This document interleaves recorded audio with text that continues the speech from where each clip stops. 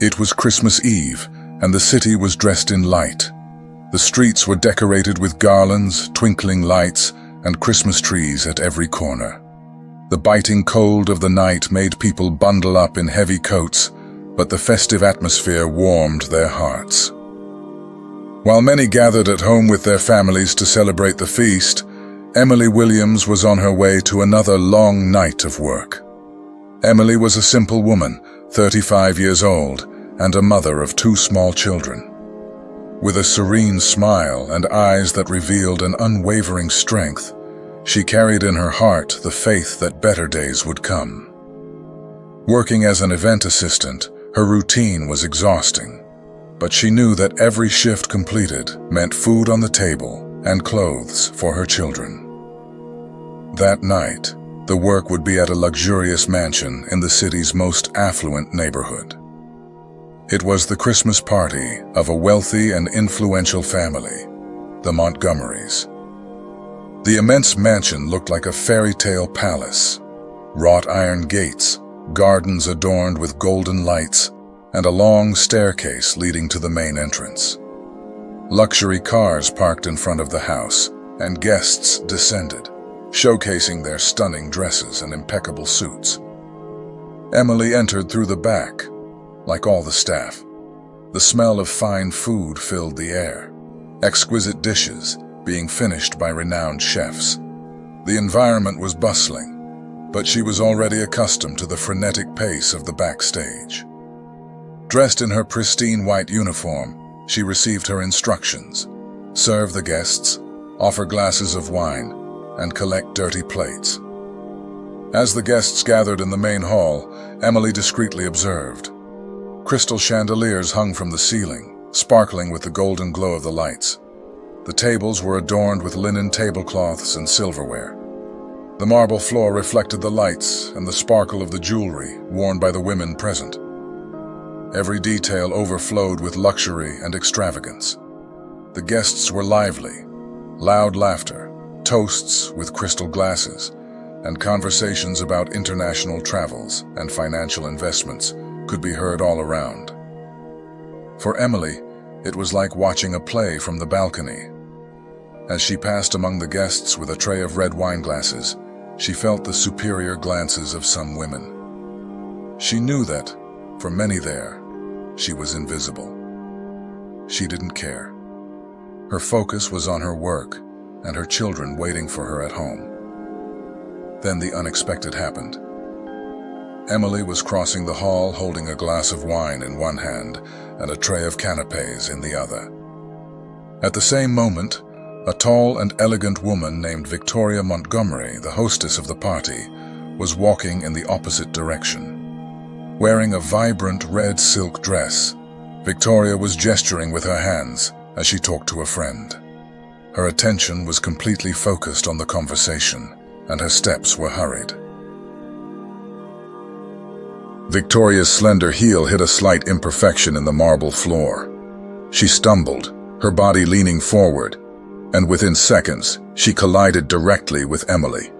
The wine glass in Emily's hand flipped through the air, and the red liquid disastrously splattered onto Victoria's red dress. The impact caused Emily to lose her balance and almost fall, but she managed to steady herself against the nearby table. The entire hall stopped. Guests interrupted their conversations, and all eyes turned to the scene. The sound of the background music seemed distant now. Victoria stepped back, looked at her dress, and saw the large dark stain of wine covering the silk fabric. Her eyes widened, and for a moment, silence fell absolutely. Emily felt the weight of all the gazes upon her. She stood still, her heart racing in her chest. Her breathing grew heavy, and the bitter taste of shame filled her mouth. She felt tears welling up in her eyes, but did not let them fall. Her whole body trembled. Victoria, in a fit of rage, stepped forward. She looked at Emily as if she were facing a criminal. Her eyes were like spears of disdain. The tone of her voice was loud and cutting. "Look what you did to my dress. This is pure silk. Do you know how much it costs? shouted Victoria with a look of disgust. "How dare you be so clumsy?" the guests whispered among themselves. Some laughed, others shook their heads in disapproval, but no one intervened. Emily looked at the floor, her eyes wet and full of shame. She knew she was not at fault, but the public accusation felt like a prison sentence. Then, from the midst of the crowd, a man emerged. His name was Ethan Carter. He was not the best-dressed person at the party, nor the most talkative. But at that moment, his presence seemed greater than all the others. Tall, with a serene and authoritative gaze, he walked toward Emily and Victoria. The hall fell into absolute silence. Ethan knelt down and calmly held Emily's arm, helping her to stand. His eyes held no judgment, only compassion. He looked at her for a few seconds, and then raised his gaze to the guests around. "You all saw what happened," Ethan said with a firm but calm voice. "This woman did nothing wrong. She was working, doing the best she could. It was Victoria who stumbled. It was Victoria who wasn't paying attention." The guests were surprised. No one expected anyone to stand up to defend a servant. Ethan stepped forward and continued. "Look closely at this woman," he said, pointing to Emily.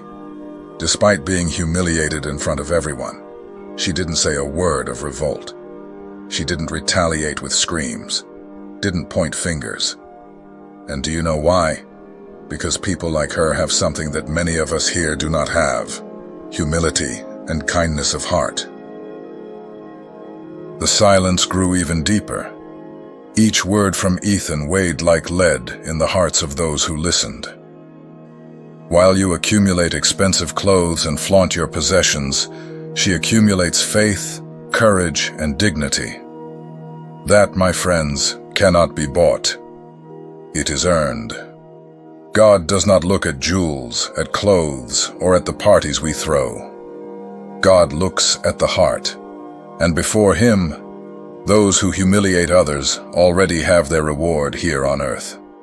But those who are humiliated, without retaliating, they have an eternal treasure stored in the kingdom of heaven. Victoria lowered her head. Her hands trembled. Her friends stepped back, some trying to hide their faces, embarrassed. The guests fell silent. Emily said nothing. She didn't need to. Her dignity had been restored. That night, at the end of the party, Emily went home. Her children were already asleep. She looked at their little faces and smiled. She gently touched each one's face and felt her heart light. She didn't need luxury. She didn't need anyone's approval. She knew she was loved by God, and that was enough. As she lay down, she reflected on what had happened. That night, amidst the false glitter of the world, someone truly saw her. And more than that, God showed everyone that true wealth is not in clothing, but in the heart. Just like Emily, we all, at some point, are humiliated. But remember, the humble will be exalted. No matter how many times life knocks you down, God sees your heart. He knows every tear you have shed. And if you have made it this far, it is because God is speaking to you. Don't give up. He has a plan for your life. Your reward is not on earth, but in the kingdom of heaven. Be strong, be steadfast, and never lose faith. You are chosen. Emily's story is a mirror of the reality that many of us live daily. It is a narrative that reveals the essence of Christ's teachings on humility, patience, and divine justice. Through her actions and the way she dealt with public humiliation, Emily stood out as a true chosen one of God. Her posture of calm and acceptance, even in the face of an unjust situation, is a powerful example of what it means to have a heart aligned with heavenly values. The first major reflection we draw from this story is the contrast between what the world values and what God values. In the world, what matters is appearance, status, and wealth. People like Victoria, The wealthy and elegant woman who accused Emily lived in a universe of appearances. For her, the value of her dress was more important than the value of a person. However, in the eyes of God, luxury clothing and material possessions hold no value. The Bible teaches us that man looks at the outward appearance, but the Lord looks at the heart. 1 Samuel 16:7. In that hall filled with luxury, many people were dressed in expensive clothes, but few had their souls adorned with humility and compassion. While Victoria worried about the stain on her dress, God was observing the purity of Emily's heart. This teaches us that in life, no matter how shiny the clothes, jewelry, and material possessions may be, because in the kingdom of God, what shines is not gold, but character. This lesson is fundamental for all who seek to understand the true meaning of being chosen. The true value of a person is not in their external appearance, but in what dwells in their heart. Another important point to reflect on is how Emily reacted to the situation of humiliation. When she was unjustly accused by Victoria, she could have defended herself, argued, or even retaliated against the offense. After all, she was not the one who caused the incident. Victoria stumbled on her own, but out of pride and vanity, she decided to place the blame on Emily. This is a common practice in the world, where people seek to project their flaws onto others instead of taking responsibility for their actions. However, Emily remained silent. She did not argue, did not raise her voice, and did not try to justify herself. This behavior teaches us an important lesson. True strength lies not in retaliating, but in enduring with faith and meekness. Often, when we are unjustly accused, our first reaction is to try to defend ourselves. We want to prove to the world that we are right. But Jesus taught us the opposite. When he was accused and humiliated, he remained silent before his accusers. He knew that divine justice does not fail. He knew that, at the right moment, God would bring the truth to light. This shows us that not every battle needs to be fought with words. Some battles are won through silence and trust in the Lord. And that is exactly what happened with Emily. When Ethan Carter entered the scene, he acted as a true messenger of God. He did not need to know Emily personally to understand the situation. His spiritual awareness and sense of justice allowed him to see beyond appearances. He realized that the humble woman was not there to cause trouble, but to work with dignity. This teaches us that God always raises people to defend his chosen ones. At the right time, God sends someone to lift you up, to clean you, and to show the world who you really are. Ethan was the manifestation of God at that moment. He not only helped Emily to stand up physically, but also lifted her up spiritually. His words impacted everyone present. When he said that Emily, even being humiliated, did not retaliate and maintained her dignity, he was showing everyone that the kingdom of heaven is not for the proud and haughty, but for the humble of heart. This reminds us of Jesus' words in the Sermon on the Mount. "Blessed are the meek, for they shall inherit the earth." Matthew 5:5. Meekness is not weakness, but an inner strength that comes from the certainty that God is in control. Another point to highlight is the relationship between material wealth and spiritual wealth.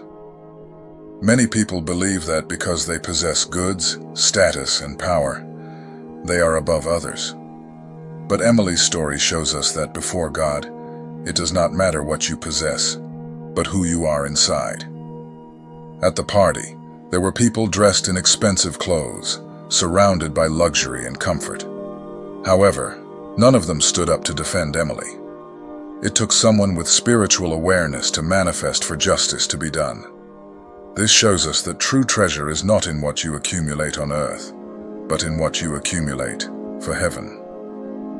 Jesus taught us in Matthew 6:19-21, "Do not lay up for yourselves treasures on earth, where moth and rust destroy, and where thieves break in and steal. But lay up for yourselves treasures in heaven, where neither moth nor rust destroys, and where thieves do not break in and steal. For where your treasure is, there your heart will be also. This passage fits perfectly with Emily's story. While Victoria placed all her value in the dress she wore, Emily placed her value in her dignity and character. In the end, the dress can be replaced, but character remains. Finally, we need to understand that, just like Emily, we will all be tested. We will all go through situations where we will be humiliated, unjustly accused, and treated with disdain. However, what God expects from us is to remain steadfast in faith and love. Remember that the humble will be exalted. Exaltation does not come from the mouths of men, but from the mouth of God.